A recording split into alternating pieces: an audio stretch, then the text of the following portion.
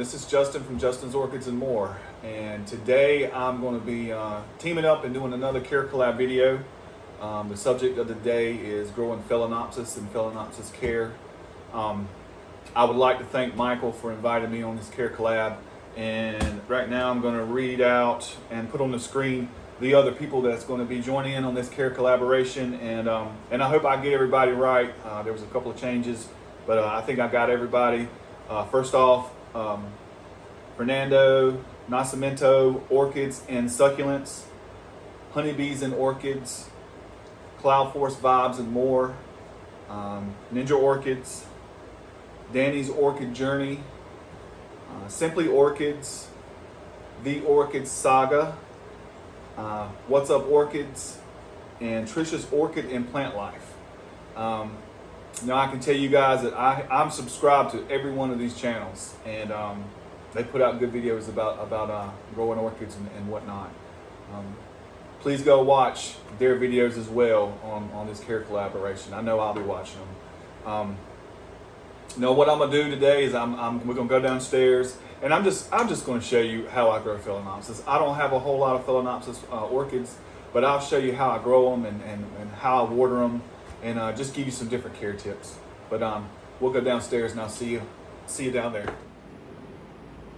All right, guys, I'm back. I'm downstairs. My lighting's not doing great today. I've got a light out. Notice that cracked. But anyway, so we're going to talk about just growing Phalaenopsis in general. Now, you know, these orchids are very versatile. You can grow them. I have some growing in sphagnum moss. I have some, you know, a lot of mine, I like to use Orchiona bark with like a rock mix, kind of like that. You can mount them, you know, you can put them on wood mounts like this, and they seem to do really well.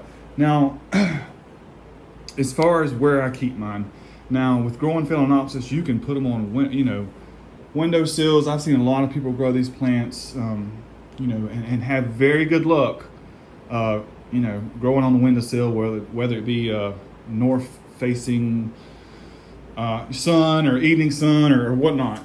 I can tell you that with mine, you know, I grow inside of a greenhouse / grow tent under LED lights. I don't have these in a stronger area where a lot of my stronger light is. You know, I keep these on the other side where I don't have as, you know, it's just as much light intensity, and they seem to do really well for me. You know, if you notice, all of them are growing new growths, new leaves. They're doing fine.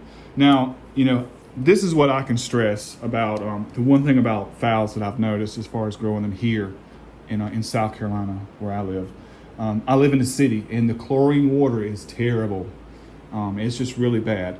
And what I do is I only water these plants with distilled water. You know, if you can get RO water and you have the setup, that's wonderful. But if you don't, and you live in a city, especially, the high chlorine levels, these plants do not like it. They do not like it at all. You know, they don't like real bright, direct sunlight.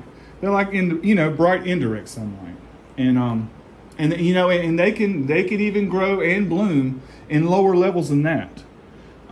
So you know, these are fairly easy plants to grow for me.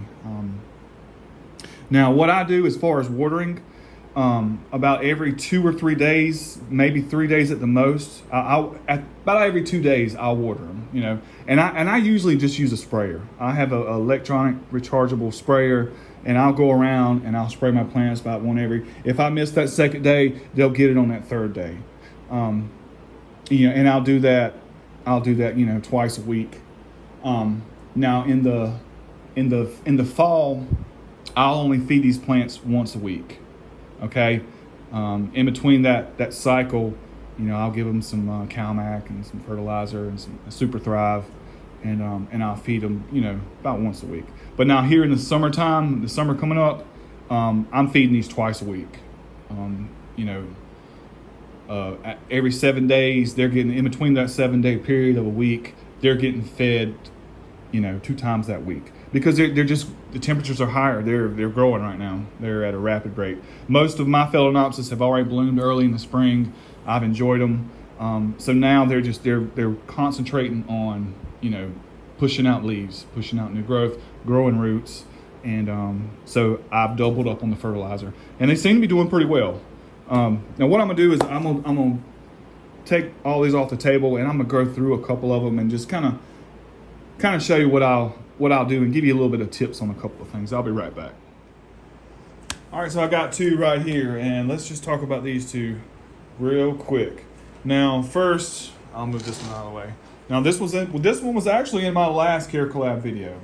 And I didn't give you the name of it. This is Phalaenopsis Marnii, I think it is. I'll throw a picture up. Very interesting orchid, very cool, you know, novelty type. I think it's fragrant. Now, I want you to look at the plant. Now, it's obviously on this piece of wood right here. And, you know, I could take, now this is not a razor blade, but if I wanted, you know, this plant's getting a little bit bigger.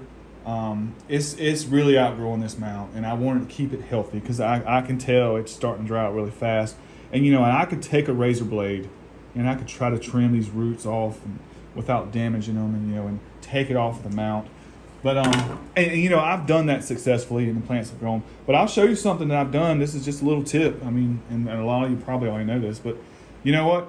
If you got one that's growing on a piece of wood like this, and if you order from Hauserman Orchids, you're gonna get one. Just saying. But if you wanna leave it on the piece of wood, just put it in a pot. I've got rocks on the backside to weigh this thing down, okay? And I've got some rocks right here on the inside, and I've got some smaller bark that I've put in there, right there. And I'm just gonna leave it in there. And I want the roots that are on the bottom half of this piece of wood to grow down in the pot, you know, in that way. And then once you know, and yes, these roots up here might, you know, get all over the piece of wood, but those roots down here, they're going to go around. And, you know, and then once I feel like it's getting bigger, and if I need to repot, I can just take that whole thing out and, you know, whatever. But I've done this before with other orchids. This works, okay? So that's just a tip to think about. All right, so this is the Summer Love that I got from Todd at Todd's Tropicals. And if you notice, I'm gonna try to get it all in camera. I have never seen a Phalaenopsis like this. Just make these long spikes. Beautiful flowers. It's a sequential bloomer. It just constantly blooms. I mean, it won't stop. Now, you know, I had a friend of mine, Glenn, he left me a message when I posted a video about this plant. And he was like, Justin, you know, you've already done the repot. He's like, you know, why don't you go ahead and cut those spikes so the plant, you know, can recuperate and focus on growing. And Glenn's exactly right. I wanted to do it before, well, I want to do it, you know, making this video. But it's growing a new growth here. Plant looks good. It's a strong grower. And that's a good one from Todd. Now what I'm gonna do is I'm gonna take my clippers, and you know, like I said, I've enjoyed these blooms. They're beautiful. And you know what? On camera right here, they look more purple. They're actually more blue. And I'm gonna cut it right here, right? Not down here, but I'm gonna cut it right here, and I'll tell you why. So I'm gonna cut it right there. And the reason why I'm gonna cut it right there is because, and I like to do this with all of my plants that spike, especially Phalaenopsis. Now this obviously it's not gonna grow anymore, or bud anymore, or grow anymore right here. But let's just say there's an incident where I can't get to my greenhouse, or I forget to water this plant on that third day, or, you know, whatever. There's nutrients stored in this piece of spike right here, okay? And if any time I don't give this plant what it needs, it will pull that nutrients from this piece of stalk right here. Now, and once it does, because it'll eventually do it, and this turns brown, you know, I'll come back and I'll cut it right there. But yeah, I like to leave a little safety net on my spikes, on my Phalaenopsis right here, because there is nutrients stored in there. And if, you know, if I can't give them something that they need, maybe it's stored right there in that piece of spike. So that's why I don't cut it down low, you know, right there. But I suspect this plant will grow good. It looks nice. This is a different type of Phalaenopsis. It's interesting, and I like it. All right, I'll be right back. All right, I'm back, and what I really want to talk about with these last 3 Phalaenopsis is using these plastic holy pots right here with holes in them. And I will tell you, they work really, really well for me. I have this one in this black pot, but whether you're planting in sphagnum moss or you're planting in an Orchiona bark, it lets these roots breathe. If you can look these up online, I can't tell you exactly where I found these, but they work so well. The clay pot, the holy clay pots, not so much.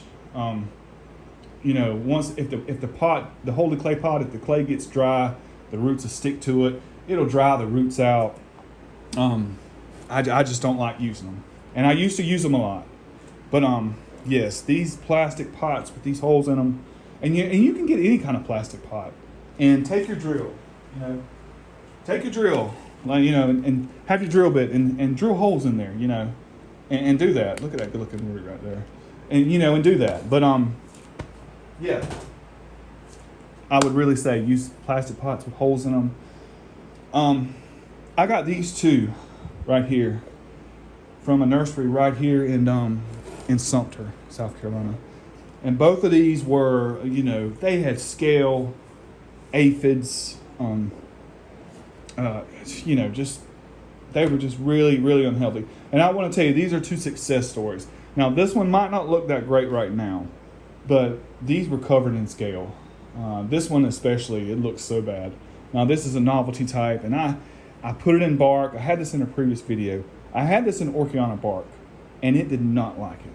It did not like it. It started dropping leaves. I was worried about it. And I just thought, I was like, you know what?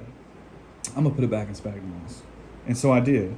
And man, it's just turned around. It looks so good. And finally, because this is a no ID, and I've really been wanting to figure out what this plant's going to be. Look at there.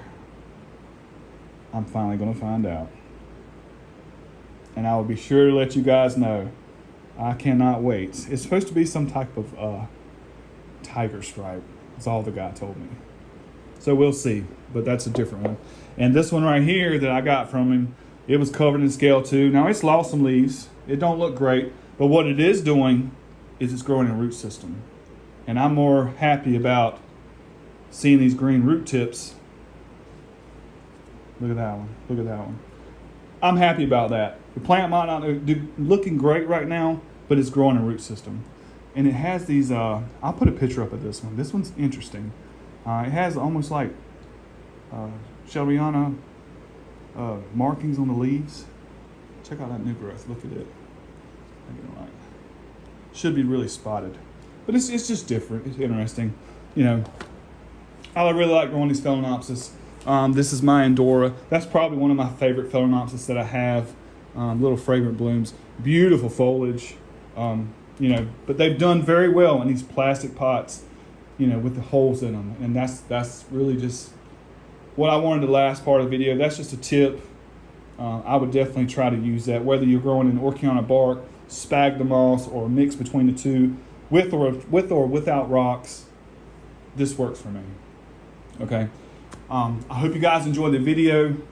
Please go check out these other channels on this Care Collab. I'm going to be watching them. I appreciate Michael for letting me jump on this Care Collab. I hope you guys have a great day. I'll see you on the next one.